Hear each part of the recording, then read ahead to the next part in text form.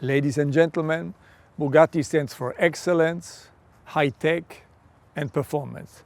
So we create the most extensive, extraordinary driving experience ever. And in this spirit, we developed cars like the Bugatti Divo, the 110 and la voiture noire. But we also developed the Bugatti Chiron family by extending the level of performance. On one hand side, we have the world record breaking car, the Bugatti Chiron Super Sport 300 Plus. And on the other extent, we have the agile, handling-oriented Bugatti Chiron Pure Sport. But Bugatti never stands still. So I was asking myself from the very beginning, what if? So what if we could unleash the power completely of our W16 engine? What if we could reduce the weight to a minimum? And what would be the result in terms of weight to power ratio on one hand side, but at the end of the day, what could be the performance of the car? And exactly this was my briefing, what if? And the response of the team was incredible. A fantastic car, the Bugatti Bolide. So ladies and gentlemen, now we want to show you the car, the Bugatti Bolide.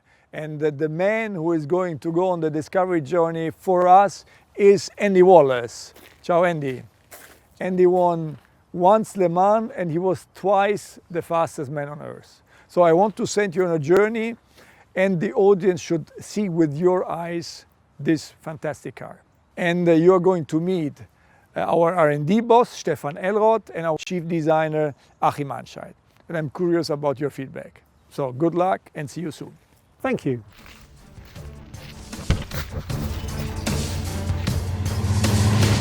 Let's go and meet Stefan. He's going to show us the underpinnings of the Bolide. I wonder how far Bugatti will go this time. Further than we ever did before. Andy, a very warm welcome here at Bugatti Engineering. Thank you very much. Great to see you. So, what if we take our W16 8-liter capacity engine and make a very radical concept out of that? The result is the Bugatti Bolide. And we simulated a lot with that car and the results are breathtaking. Staggering. To achieve this, you have to have a lot of innovations, material-wise, concept-wise in the car. For example, this one. Auxiliary shaft we have here. The auxiliary shaft brings the power from the gearbox back to the rear axle. And it's a hybrid part made out of carbon fiber and with titanium fittings. Half the weight, but twice as strong as the regular one. And to think it can take all that force. Yeah, and if we walk around, there's another part I have to show you. So this is the part of a front suspension, it's double wishbone suspension, and this is the push rod. And yeah, it's printed out of titanium. Incredible, because it weighs 100 grams. And the wall thickness varies between 0.5 and 1 millimeters. It has an inner structure, printed inner structure. And the braking force of that part is 3.7 tons. So 2 Chirons. Yes, basically, 2 Chirons. Honestly, it's ridiculous how light that is when you consider how strong it needs to be. It's beautifully made too. Would you miss this one? Yes, of course. Ah, okay. As you know, of course, to get the air through the car, around the car, in the right way, it's very scientific to have the airflow there where you want to have the airflow. And basically, the car has an adjustable front splitter, adjustable rear wing, a 3-layer rear diffuser, and on the top we have air intake for the engine, and there we have inflatable bubbles on that air intake. On higher speed, if you inflate those bubbles, the air stays on the car without any kind of turbulences, so that you get a better airflow on the rear wing, and on the same way you have more downforce. And if we go on the side, the car is according to FIA free Fórmula racing car rules. So the monocoque has an integrated rollover protection system. We have an integrated side impact protection with a coolant going through that. And we have Michelin slick tires, and the width of the tire is 340 millimeters in the front and 400. It's a massive tire, 400 in the back. It is. I think you have to have your own experience, Andy. Can I try it? Yes, jump in the car. Luckily, I brought my helmet with me. So now it's time to drive the Bolide. Finally. So we've seen the underpinnings of the car and some of the exotic lightweight materials that were used in the manufacture. And now we still don't get to see the car because it's covered in this rather colourful camouflage. And with all those things that Stefan was talking about, where they saved weight using amazingly light materials, the result is a car that weighs 1,240 kilograms. Incredibly light for a 16-cylinder two-seater car. And if we come to the back, the heart of the car, we see, of course, the W16 engine. Now, this engine produces 1,600 horsepower on regular 98-octane fuel, but using 110-octane race fuel, it can produce 1,850 horsepower. So good with that low weight, this gives us a weight-to-power ratio of 0.67 kilograms per horsepower, and, importantly, a weight-to-torque number of 0.67 kilograms per newton meter. So, what does this actually give us in terms of performance on track? Well, the Bugatti engineers have done some simulations, and incredibly, this car could lap the Nordschleife in 5 minutes and 23 seconds. But then, importantly perhaps for me, I can relate to this very well, a lap of the Le Mans circuit in 3 minutes and 7 seconds. That's 7 seconds faster than any LMP car has ever lapped Le Mans. So incredible performance, and I really can't wait to try the car. So let's go.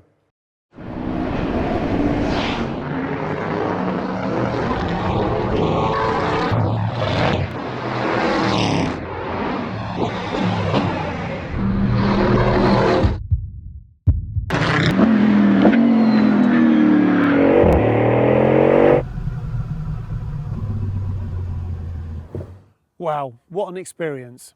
This car really does react like a proper race car. Amazing grip, high speed, low speed, the balance feels amazing, but there's one key difference. This car accelerates like nothing else I've ever experienced in my life, almost out of this world. Really an amazing car, and I'm so glad I got to drive it. So what's left? We've seen the underpinnings, driven the car. Now I want to see what it really looks like. Let's go meet Achim.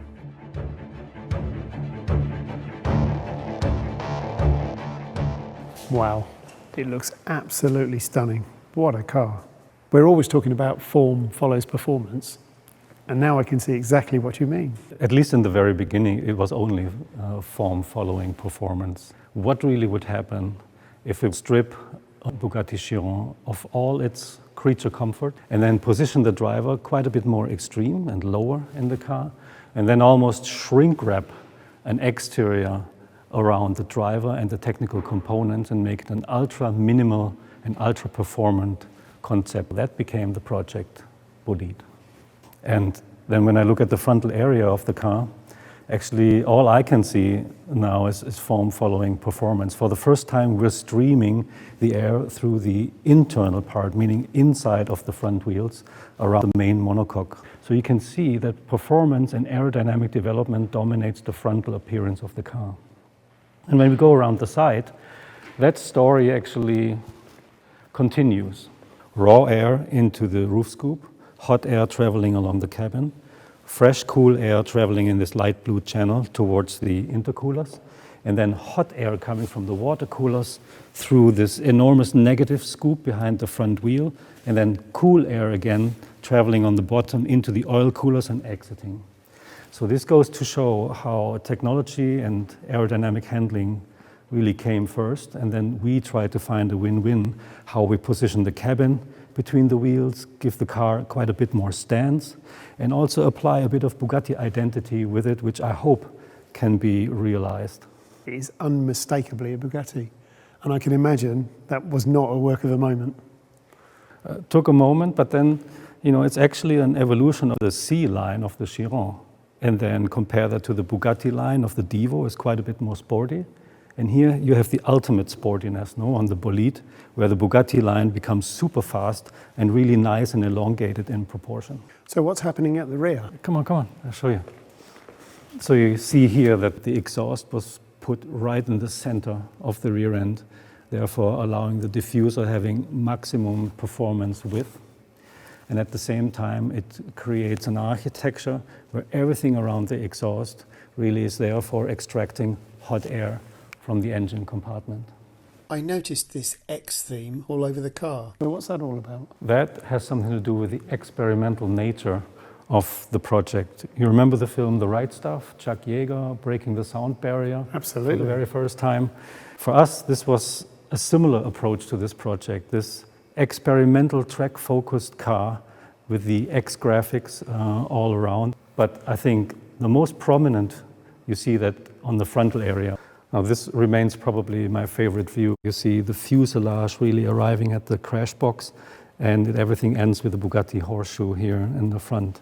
And then left and right you have this X graphic positioned all the way to the outside of the car, giving ultimate width expression into the exterior shape. And I like the reminiscence, to the classic X graphic over the glass of vintage race cars, which you find repeated here on the frontal graphic, but it also builds a bridge to the glorious days of Bugatti GP racing, in the 1920s and 1930s. This is Louis Chiron with his Type 51 winning in Monaco. And I think it's a wonderful analogy between the secret of success in those days, which was unmistakably the power-to-weight ratio, but it's a similar feeling, and it creates a link that we like very much. So, can we start it up again? I was hoping you would ask that.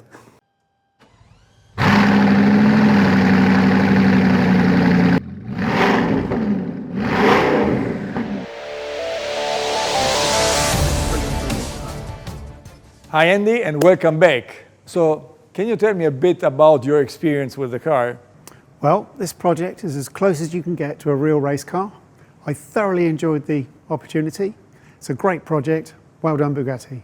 Thank you very much. We always value your feedback. That's very important to us. Ladies and gentlemen, in my eyes, Bugatti always was and still is striving for perfection. So at the end of the day, it comes down to the fact that we have to exceed the dream of our customers and our fans. The Bugatti Bolide is benchmark for what is technologically possible today. And thanks to the dedication of the Bugatti team, this result could be achieved. And also the dedication to their jobs in general is enabling us so far to achieve another record year in the year 2020, and this despite COVID-19.